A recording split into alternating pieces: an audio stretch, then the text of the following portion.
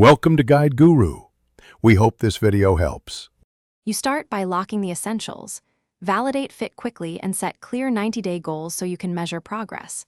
Once you have 3-5 interview confirmations or a pilot, build the core assets, landing page, pricing tiers, demo flow, and a concise press kit. Make sure tracking is in place, analytics, conversion goals, and UTM links.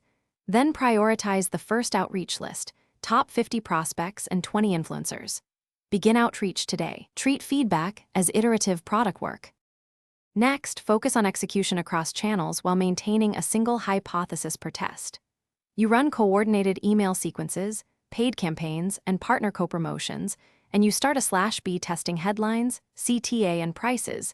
Iterate every 3-7 days to learn fast. Make sure onboarding is proactive. Schedule one demos, deploy a concise email sequence, and collect NPS or qualitative feedback after first use. Once traction appears, double down on the highest converting channel and formalize the repeatable acquisition process.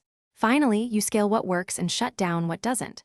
Allocate budget to channels that meet KPI thresholds and pause underperformers. Make sure support scales too.